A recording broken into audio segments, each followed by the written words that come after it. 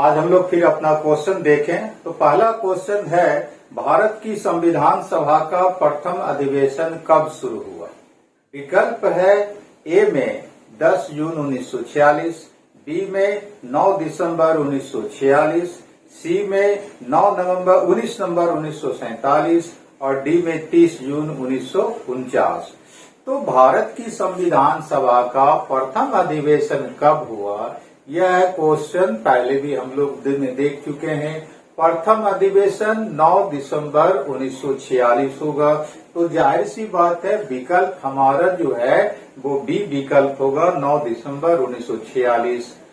और ये जो क्वेश्चन है यह उत्तर प्रदेश लोक सेवा आयोग में 1990 में पूछा हुआ है। तो विकल्प हमारा जो था उसमें से 9 दिसंबर 1946 उत्तर होगा। दूसरा जो क्वेश्चन है वो है, भारतीय संविधान सभा की पहली बैठक कब हुई थी? तो पहले क्वेश्चन की तरह ही दूसरा भी क्वेश्चन है। पहले क्वेश्चन में है कि प्रथम अधिवेशन कब हुआ और इस दूसरे क्वेश्चन में है कि पहली बैठक कब हुई। आंसर दोनों का एक ही होगा। तो विकल्प है 26 जनवरी 1950 को, बी में 15 अगस्त 1947 को, सी में 9 दिसंबर 1946 को और डी में 19 नवंबर 1949 को। तो इसका भी उत्तर क्वेश्चन पहला जो था उसी की तरह इसका भी उत्तर होगा 9 दिसंबर 1946 को। तो 26 जनवरी 1950 को तो हमारा संविधान पूर्णतः लागू हुआ। 15 अगस्त 1947 को हम आजाद हुए और 19 नवंबर 1949 को संविधान के निर्माण से संबंधित कोई महत्वपूर्ण यह डेट नहीं है। तो यह जो क्वेश्चन पूछा गया था यह उत्तर प्रदेश लोक सेवा आयोग में वर्ष 2011 में पूछा गया था। अब हम लोग तीसरे क्वेश्चन पर आए। तीसरा क्वेश्चन कहता है कि भारत को एक संविधान देने का प्रस्ताव संविधान सभा द्वारा पारित किया गया था। कब पारित किया गया था संविधान देने का प्रस्ताव? तो विकल्प है जनवरी 22 1946, बी में विकल्प है जनवरी 22 1947, सी में विकल्प है फरवरी 20 1947 और डी में विकल्प है जुलाई 26 1946। तो क्वेश्चन क्या कहता है? तो ये क्वेश्चन है उत्तर प्रदेश लोक सेवा आयोग का 1998 में पूछा गया। क्वेश्चन कहता है, भारत को एक संविधान देने का प्रस्ताव संविधान सभा द्वारा पारित किया गया था। तो हम जानते हैं कि 9 दिसंबर 1946 को संविधान सभा की पहली बैठक हुई। 2 दिन के बाद 11 दिसंबर 1946 को बैठक हुई। पहली जो बैठक हुई थी उसमें अस्थायी अध्यक्ष डॉक्टर सैदानंद सिन्हा थे। दूसरी जो बैठक 2 दिन के बाद 11 दिसंबर 46 को हुई उसमें अस्थायी अध्यक्ष डॉक्टर राजेंद्र प्रसाद को बना दिया गया। और फिर 2 दिन के बाद 13 दिसंबर 1946 को जो बैठक हुई उसमें भारतीय संविधान का उद्देश्य प्रस्ताव कैसा होगा ये प्रस्तुत किया था पंडित जवाहरलाल नेहरू ने। और इस पर काफी बहस होने के बाद इसको पारित कर दिया गया अगले साल 22 जनवरी 1947 को। तो भारत उद्देश्य प्रस्ताव पारित हुआ, वही हमारे क्वेश्चन का उत्तर होगा। मतलब कि ए जनवरी 22 ये उत्तर नहीं होगा, अपने बी उत्तर होगा जनवरी 22 1947। ये हमारा उद्देश्य है सो उत्तर होगा। उसके बाद चौथा क्वेश्चन है। चौथा क्वेश्चन कहता है, संविधान सभा के सम्मुख संविधान की प्रस्तावना का प्रस्ताव किसने रखा? ए विकल्प है जवाहरलाल नेहरू, बी विकल्प है बी.आर. अम्बेडकर, सी विकल्प है बी.एन. राव, डी विकल्प है महात्मा गांधी। ये उत्तराखंड लोक सेवा आयोग में वर्ष 2006 में पूछा गया। तो उद्देश्य प्रस्ताव संविधान सभा में किसने रखा ये क्वेश्चन पूछ रहा है। तो अभी हम लोगों ने देखा कि 9 दिसंबर 1946 को संविधान सभा की पहली बैठक हुई जिसमें अस्थायी अध्यक्ष बने थे डॉक्टर सैदानंद सिन्हा, बिहार से संबंधित थे, जो कि बैरिस्टर भी थे। 2 दिन के बाद 11 दिसंबर को डॉक्टर राजेंद्र प्रसाद को अस्थायी अध्यक्ष चुन लिया गया, ये भी बिहार से ही संबंधित थे। और 2 दिन के बाद 13 दिसंबर को पंडित जवाहरलाल नेहरू ने उद्देश्य प्रस्ताव संविधान सभा में रखा था और जिस पर बहस होने के बाद उसे पारित कर दिया गया था 22 जनवरी 1947 को। तो जाहिर सी बात है उत्तर जो हमारा होगा वो ए होगा, पंडित जवाहरलाल नेहरू। और बी आर अम्बेडकर प्रारूप समिति के अध्यक्ष थे। बी एन राव वो संविधान सभा के सलाहकार थे। और जो है महात्मा गांधी संविधान सभा के सदस्य थे ही नहीं। तो ये हमारा उत्तर हो गया। पांचवा क्वेश्चन कहता है संविधान सभा में उद्देश्य प्रस्ताव निम्न में से किस एक के द्वारा प्रस्तुत किया गया था। तो वही क्वेश्चन जो चौथा क्वेश्चन है वही पांचवा क्वेश्चन है। और ये क्वेश्चन उत्तर प्रदेश में ही पूछा गया है वर्ष 2007 में। तो विकल्प इसका है कि doctor B R Ambedkar, B में पंडित जवाहरलाल नेहरू, सी में डॉक्टर राजेंद्र प्रसाद और डी में सी डी देशमुख। तो यहाँ पर जाहिर सी बात है कि उत्तर होगा पंडित जवाहरलाल नेहरू, मतलब क्या, विकल्प बी।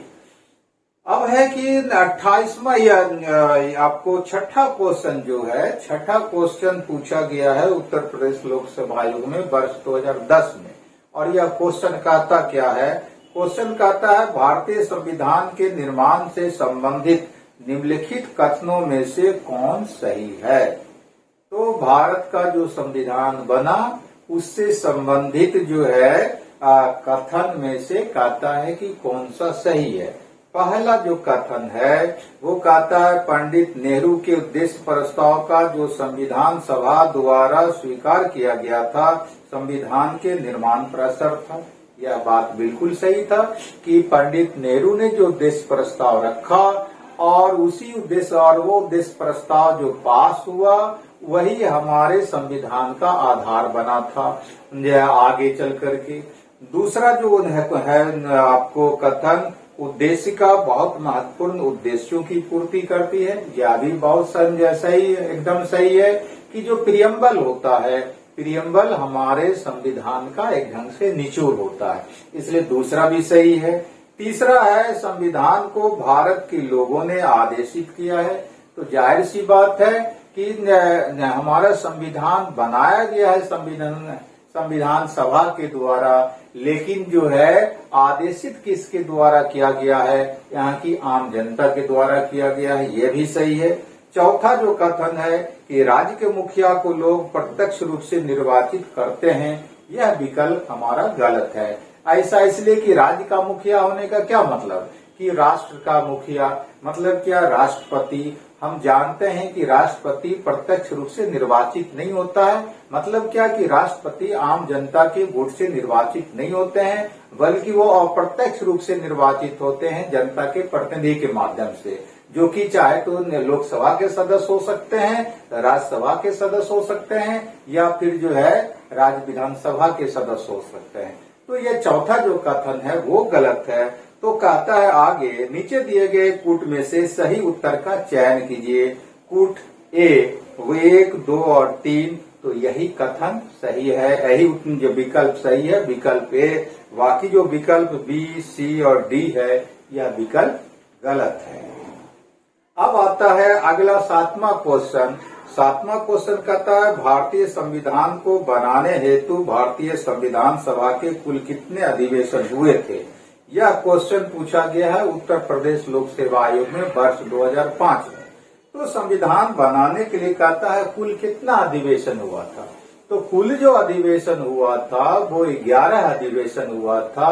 अंतिम अधिवेशन 26 नवंबर 1949 को समाप्त हुआ था। लेकिन जो है उसके बाद फिर 24 जनवरी 1950 को भी संविधान सभा के सदस्य बैठे थे जिन्होंने संविधान सभा पर हस्ताक्षर किया था। तो यहाँ जो विकल्प है ए में 7 है, बी में 9 है, सी में 12 है, डी में 15 है।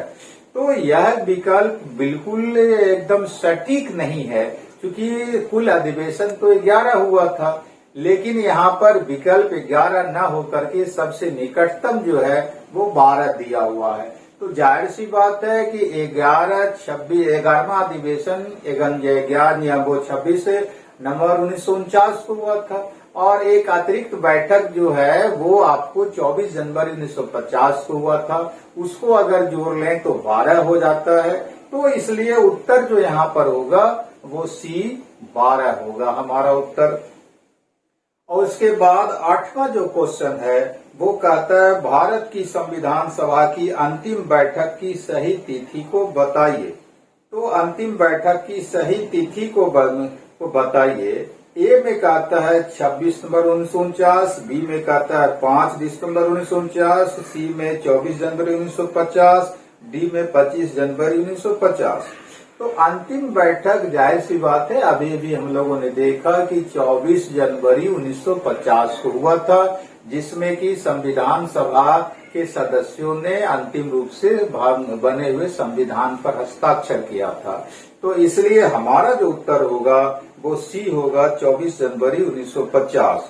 ए में जो विकल्प है 26 नवंबर 1949, इस दिन तो हमारा संविधान बन करके तैयार हुआ था और जो तैयार हुआ उसमें से 15 अनुच्छेदों को उसी दिन लागू कर दिया गया, शेष अनुच्छेदों को 2 महीना के इंतजार के बाद लागू। क्वेश्चन देखें, नवा क्वेश्चन हमारा कहता है कि भारत के संविधान के निर्माण में संविधान सभा को कितना समय लगा। यह क्वेश्चन उत्तर प्रदेश में ही पूछा गया वर्ष 2007 में। विकल्प ए कहता है 2 वर्ष 11 महीना 18 दिन, बी में कहता है 2 वर्ष 7 महीना 23 दिन, सी में 3 वर्ष 4 माह 14 दिन और डी में 3 वर्ष 11 महीना 5 दिन।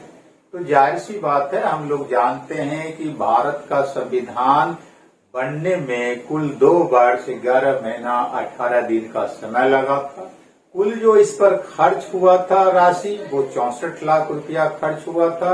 165 दिन जो है सो अधिवेशन चला था, कोई बैठक चला था। कुल जो अधिवेशन हुआ था वो 11 अधिवेशन हुआ था। तो इस तरह से हमारा जो उत्तर होगा वो होगा उत्तर ए 2 वर्ष 11 महीना 18 दिन। अब उसके बाद है 10वां क्वेश्चन। ये कहता है भारतीय संविधान के निर्माण के समय संवैधानिक सलाहकार कौन थे। ये क्वेश्चन पूछा गया उत्तर प्रदेश लोअर सबऑर्डिनेट में 1998 में, झारखंड लोक सेवा आयोग में वर्ष 2003 में, फिर उत्तराखंड में 2007 में, फिर उत्तर प्रदेश लोक सेवा आयोग 2014 में। तो कहता भारतीय संविधान के निर्माण के समय संवैधानिक सलाहकार कौन थे। ए में है डॉक्टर बी.आर. अम्बेडकर, बी में है डॉक्टर राजेंद्र प्रसाद, सी में बी.एन. राव और डी में के.एम. मुंशी।